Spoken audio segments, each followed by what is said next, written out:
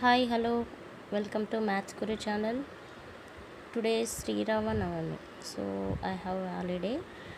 Um, okay, happy Sri Ramanavami to all viewers. In this video, I am going to explain 6.3 exercise, ninth question. See, ninth question is given that the force applied on a body of mass 6 kgs is directly proportional to the acceleration produced in the body. Write an equation to express this observation and draw the graph of the equation. Okay, one force is applied on one body, that body of mass having 6 kgs, that is directly proportional to the acceleration produced in that body. We should write the equation and we should draw the graph of that equation. Okay, here I did. See, yes, this is only. See here, body of mass 6 kg directly proportional to the acceleration produced in the body. Let the force F, mass is given 6 kg, acceleration let us take A. According to the problem, F is means that mass is directly proportional to acceleration, means that F is directly proportional to acceleration and F is equal to ma. Why? Because here proportional constant is m we are taking, so F is equal to ma. Okay, force is equal to mass into acceleration. Then for mass already given in the question 6 kgs, so instead of m I am substituting 6. F is equal to 6a. Okay, this is the equation which we got it. This is the equation. After getting equation, now we should plot a graph for between acceleration and force. Okay, we need to take these two and we need to plot a graph.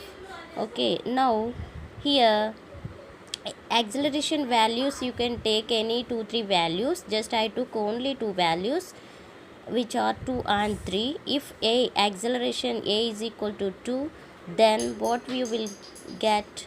Force F is equal to 6a, no? So 6 into a, instead of a I am substituting 2, so 6 2s are 12. Force you will get 12 if a 2, force 12. Now similar way, if a is 3, then what you will get? F, force, that is a is equal to 3. If you take F is equal to 6 into 3, F is equal to 18.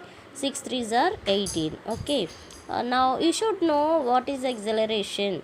Acceleration, rate of change of velocity. A is equal to delta v by delta t. Rate of change of velocity will gives acceleration. Okay, for after getting these values a and f, now you should plot a graph. Okay, here see here, acceleration I took on x-axis, force I took on y-axis.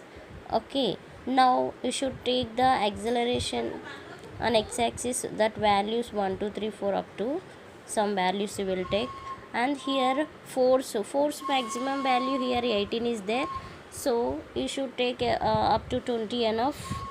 Okay, so here I took on y-axis force, that is 2 4 6 8, like that I took the values, and now we should plot a graph.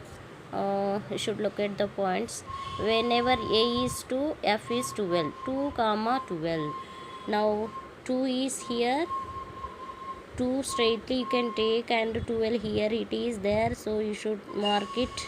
And 12 3 comma 18, x is 3, means that acceleration is 3 and the force 18, so straightly 3 you can take it, and wherever 18 is there, here you can mark it. These 2 points how to join and how to draw the line you will get, that is equation f is equal to 6a. Okay, now you should write the scale. Scale is very important after plotting a graph. Scale means what you took on x-axis. On x-axis acceleration, on x-axis acceleration. Okay, Next, on y-axis, force. Okay, after that, here 1 centimeter, on x-axis 1 centimeter is 1 unit, and on y-axis 1 centimeter 2 units. 2 I took now, 2 4 6 8, so 1 unit will gives 2 units. Okay, that is, this is the graph of that given equation. F is equal to 6a. I hope you understood. And one more question also I am going to explain. 10th question. See here, 10th question is given that a stone is falling from a mountain. The velocity of the stone is given by v is equal to 9.8 t. Okay, draw its graph and find the velocity of the stone 4 seconds after start. Okay, we should find the velocity of the stone 4 seconds after start. Now see, I did here, given that velocity of the stone v is equal to 9.8 t. Now v is equal to 9.8 t. This is the equation.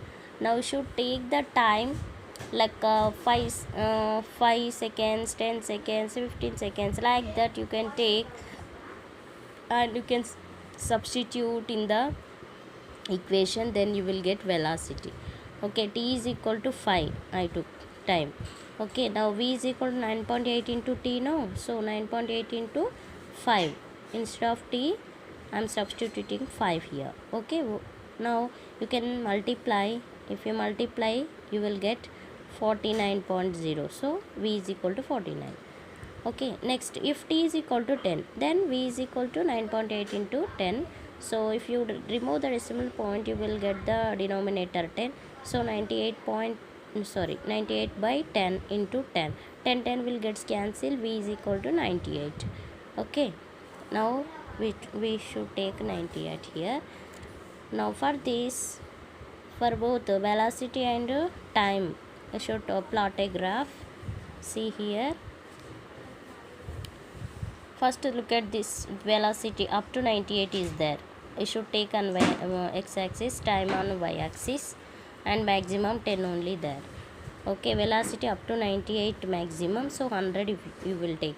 So 10 I am taking here, velocity on x-axis, and time on y-axis, that is maximum 10 only there, means 1 to 3 enough. If you take 1 to 10 you need to take.